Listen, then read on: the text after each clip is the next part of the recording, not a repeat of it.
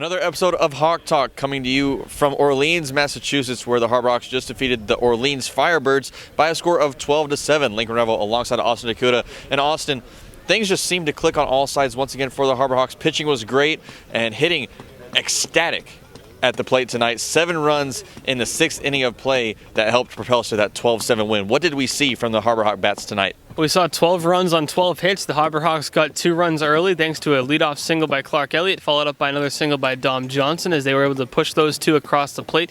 Elliott continued to hit the ball well. His on-base percentage on the season now near 500, if not over 500 after this game. He has been exceptional, showing why he's an all-star. We got that big run, big inning with 7 runs coming home in that one inning, Lincoln, and Ryan Romano was a part of that with that grand slam, which was key to this win for the Harbor Hawks. And after that, there was no looking back. They were just solid all around. But the grand slam was a big cherry on top after a good start by Hyannis. Now, mentioning Ryan Romano, he had a huge night at the plate, as Austin mentioned. We'll get to that a little bit later. But first, on the other end of the playing field for the Harbor Hawks, pitching, as I said, was great tonight. Adrian Saravo started us off on the mound tonight, but Cooper McKeon really stole the show as he pitched a fantastic outing tonight. Yeah, Adrian Saravo was solid, and a couple of runs came across while he was on the hill, but not a bad start at all for Saravo. Cooper McKeon out of the bullpen was electric as usual, finishing off, throwing 5 innings to shut the door and not allow Orleans to get back into the ballgame. He did allow a solo homer, but bounced back nicely and didn't allow a run until the very end of the ballgame. Now heading back to the offensive side, our Sideline reporter Taylor Farmer caught up with Ryan Romano, who had that huge night at the plate. Ryan, their pitchers struggled with some command in that 6th inning. Your team bats are on the order.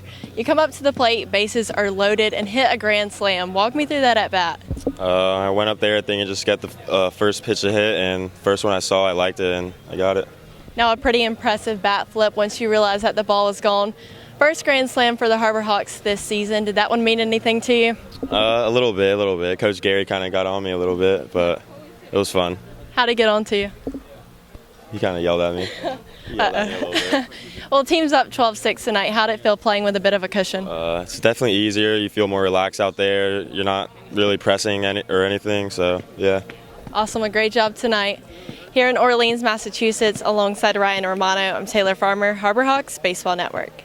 The Harbor Hawks take the win tonight against the Firebirds to end our 3-game road trip. We're going to be back at McKeon Park tomorrow to battle the Katuitt Kettleers. Austin, what do the Harbor Hawks have to do to defeat the Kettleers tomorrow? Well, similar to tonight, get ahead early. When the Harbor Hawks can get a couple of runs in the early innings, it helps their pitchers breathe a little bit. Now, the Firebirds battled back here in tonight's ballgame, but it's the bats continue to come alive, and then your pitchers are going to pitch more comfortably on the mound. And we saw that with McKeon. 5 innings, just the 2 runs coming across in relief. So if you can get a couple of runs early and then keep the bats hot, the Harbor Hawks will have a chance to remain hot. We'll see if they can get that early lead tomorrow against the Kettleers. That'll be once again on the Harbor Hawks Baseball Network. But for now, for my broadcast partner, Austin DeCouta, I'm Lincoln Revill saying good night. Thank you for watching this episode of Hawk Talk.